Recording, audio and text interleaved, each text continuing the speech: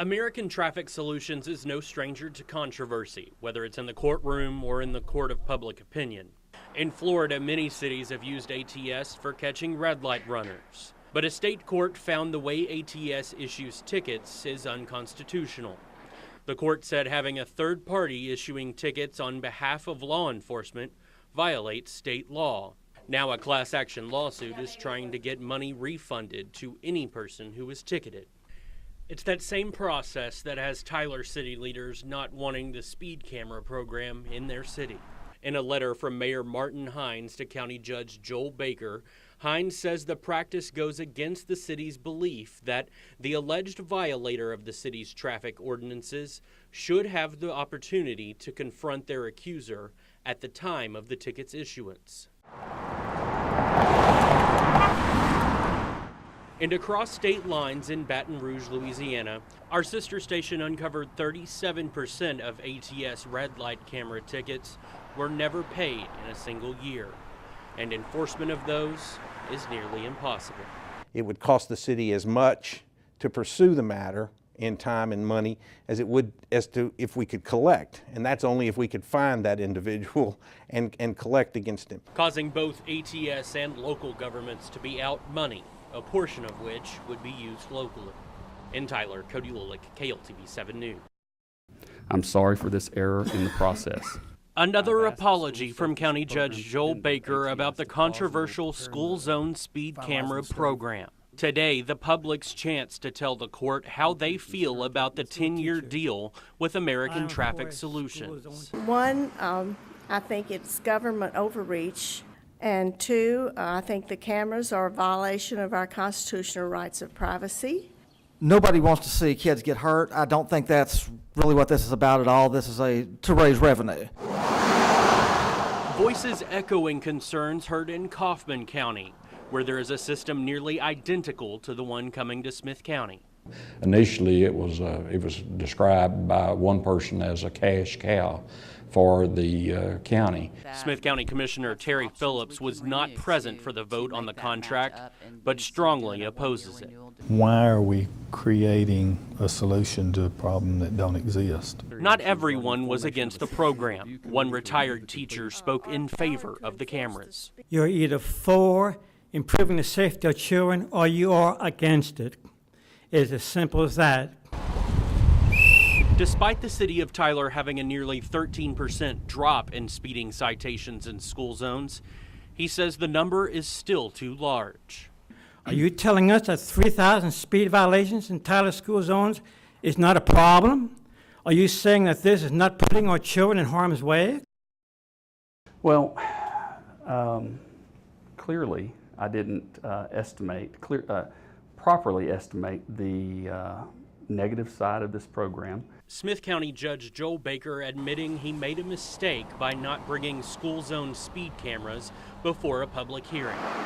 A discussion that did happen in Kaufman County, where they have a nearly identical system that has been ticketing speeders for months. If it saves one child's life, in my opinion, it's worth all of the effort. An effort that has gotten even harder for Smith County after the closed-door deal in January. The county's really in a difficult position, being in a 10-year deal with ATS and a contract signed by County Judge Joel Baker 3 months ago. If they were to back out of the program altogether, they could be on the line for hundreds of thousands of dollars. That's why the county judge tells me he's still looking within this contract at options for the county going forward. There's an opportunity to not purchase more equipment if that's what we decide not to do. You know, if everyone says, hey, look, we don't really want that, we can still use them in locations through the county where we have the clear authority to do so. But it may never go beyond that. As for the value of the public's input at this stage, what good will it do to have input now that the contract is 3 months in and signed? What if all the input that you get is negative? Well, clearly it would have been better to have that up front, no doubt. And I accept full responsibility for that. That was my failure. In Tyler, Cody Lulick, KLTV 7 News. Several people lined up to voice their concerns over the controversial school zone speed camera program. But before they spoke, the county judge said the program was still on hold. Unless there are locations that the commissioners wish to pursue, I will notify ATS that at this time we're unable to provide any potential locations for their analysis. The county reaching out to school districts to see if they had a zone that needed monitoring.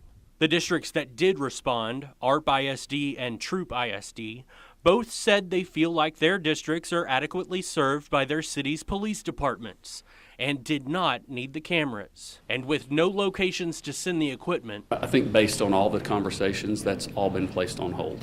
the whole program leaving the court divided. This commissioner will never agree to deploy a camera, any amount in any school zone in my precinct. We did not have the public discussion we should have. I've got the same question, and I've heard the outcry from my constituents, and I'm totally against this. What some people don't realize is there's a lot of school districts that don't have municipality protection. And as for the complaint by Grassroots America, We the People, filed with the Attorney General's office, I've still not read it. I think I told you that several weeks ago, still not read it, and I probably won't. and the program signed by the county will remain intact and on hold for the foreseeable future. Cody Lilick, KLTV 7 News. I was here for 7 years as superintendent. Kaufman County Judge Bruce Wood has a unique perspective on school zone safety, being a former educator and administrator. His county has a program of 2 speed monitoring towers and 3 speed monitoring vehicles that are moved to various school zones in the county. The fines for speeding in the zone are $150. The main difference between his county's program and Smith County's rollout of the program is that he was approached by a school to start the program. Kaufman Independent School District contacted us about the program. Sheriff Burns, I know, visited with all of the chiefs in the various communities. The Kaufman County judge tells me deploying devices like these in school zones isn't a money-making operation. Instead, it had to be done after children were injured and even killed just going to and from school here in this county. Kaufman, unfortunately, we had a student back about 3 years ago, I believe now, that was struck and killed getting off of a Kaufman school bus. He says in the first few days of operation, the cameras caught some major violators. And we had a person that the first few days of operation that went through that school zone at 80 miles per hour during a 35 mile per hour school zone. And the judge believes if the system works just once, it's worth it. If it saves one child's life, in my opinion, it's worth all of the effort that we put in to make this a reality. In Kaufman County, Cody Lilick, KLTV 7 News.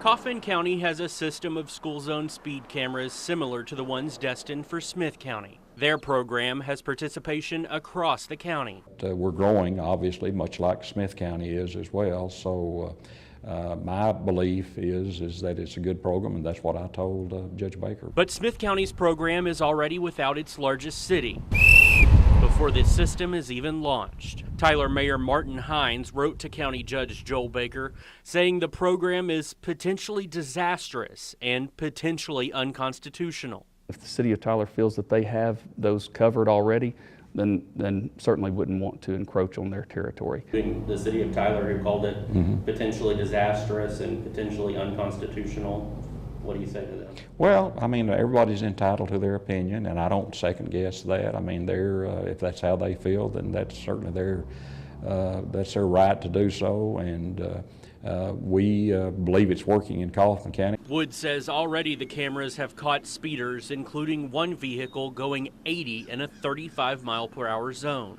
The judges have heard the allegations that the program is revenue-based, but both claim safety is the #1 priority. I believe the program will pay for itself, but I do not think that it's going to be a, quote, a cash cow for Kaufman County.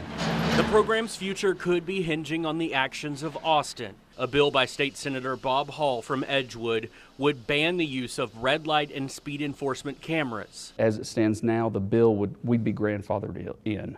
But KLTV 7 Investigates has learned that even though the devices could still be used, the fines associated with future tickets would not be legal if the bill is passed. Obviously, if the legislature passes a bill that says we cannot assess a penalty we're not going to do that. But until then, the cameras will be watching for speeders in the school zones of 2 East Texas counties. In Kaufman, Cody Lilick, KLTV 7 News. Our first stop, Chapel Hill, where you have one school zone after another on Highway 64.